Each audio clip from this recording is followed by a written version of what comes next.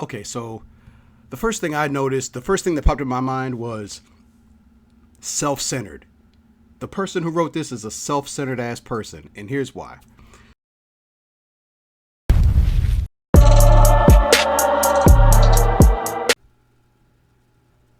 Today's article comes from Dear Wendy. The title is My Family Didn't Visit Me in the Hospital.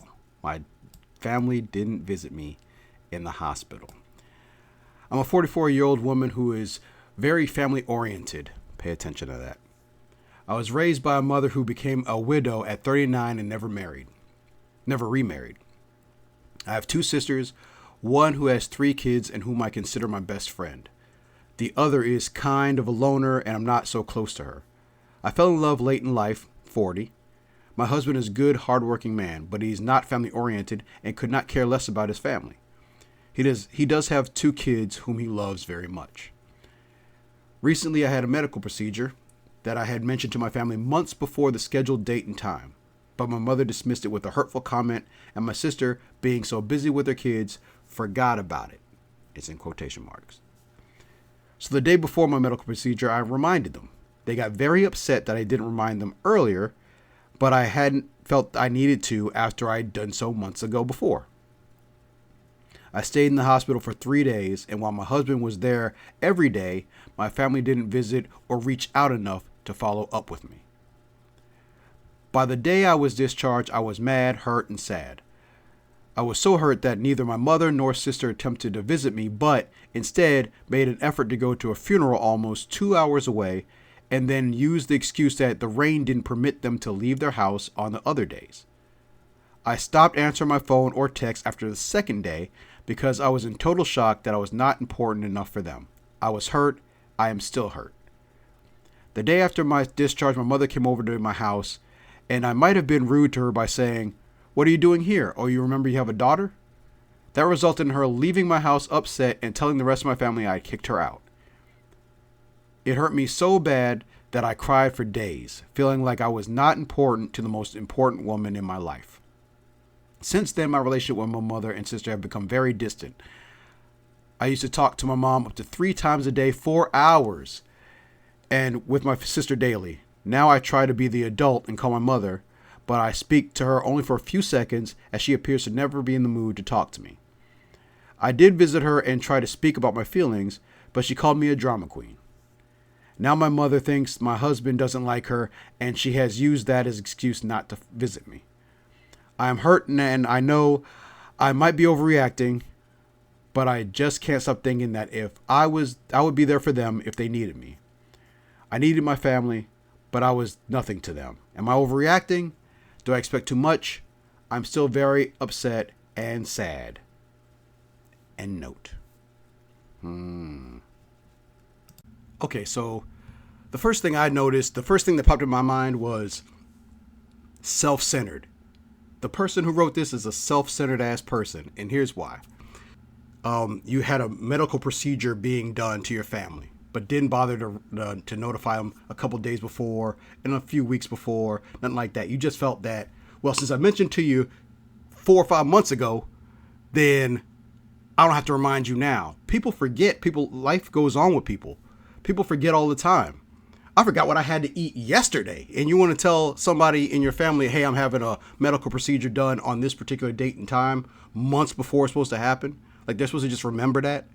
That's something that a selfish person would do, something like that, just so they could hold it over somebody else's head later.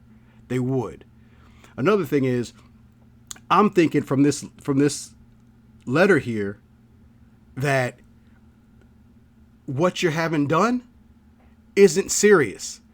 Most people who have like a medical injury, like let's say anybody, if you're in a store at Walmart, you're in Walmart, you're in the line at Burger King.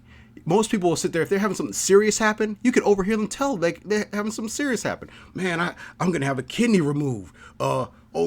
Next month I'm getting this bunion took off. Oh, hey, somebody's going to give me a kidney or somebody's going to give me another lung in 2 months. I'm so nervous for that. Pray for me, y'all. They'll say that. They'll openly say that. The average person, if they're having something gravely serious happen, they'll say it. They'll say what it is. You said you have a medical procedure happening. To me, that's like a BBL. That's like a breast reduction or a breast enlargement.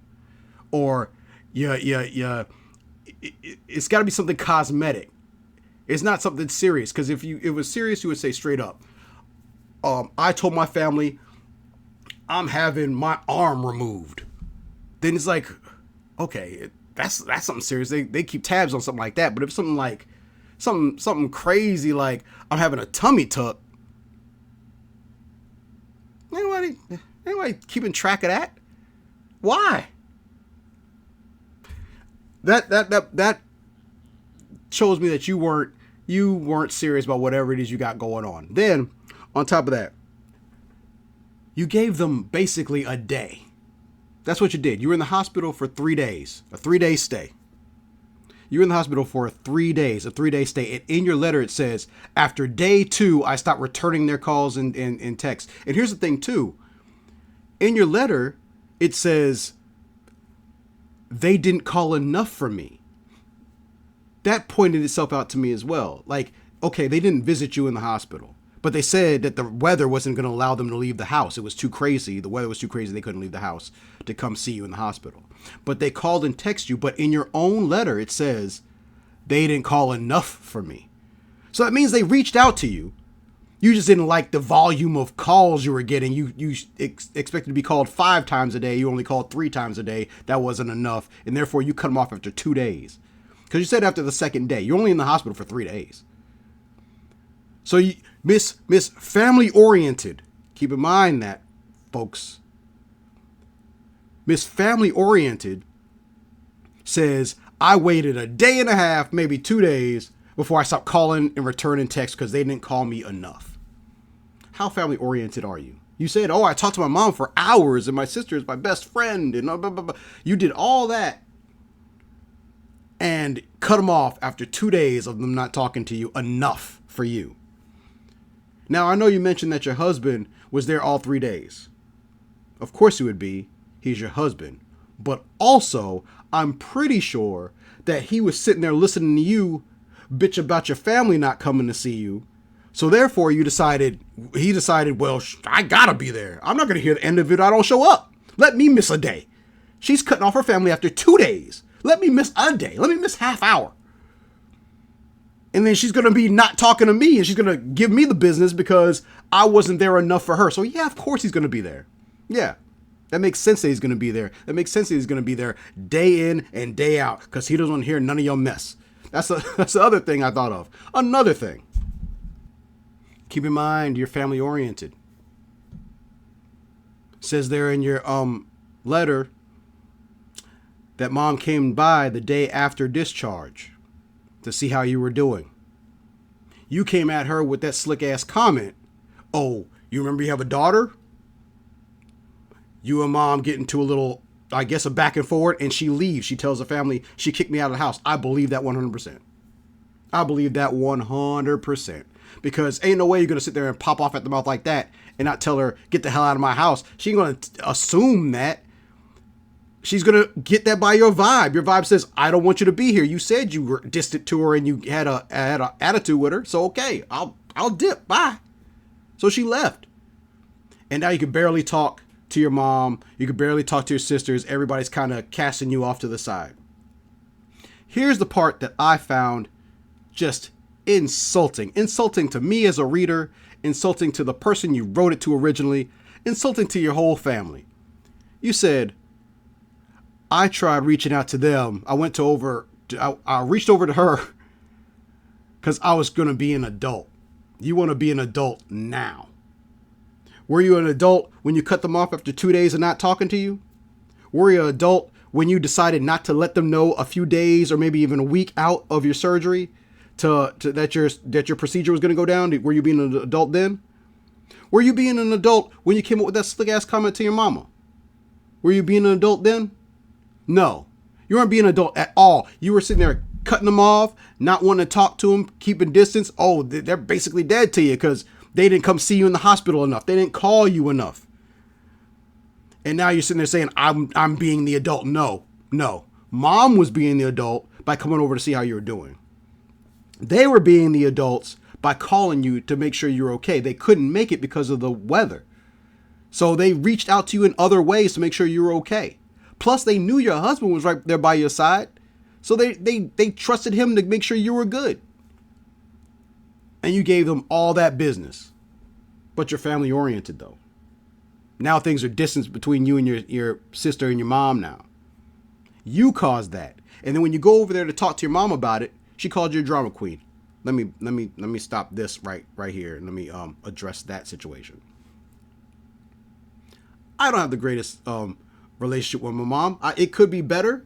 It could be a hell of a lot worse, but it's good for right now. It's good.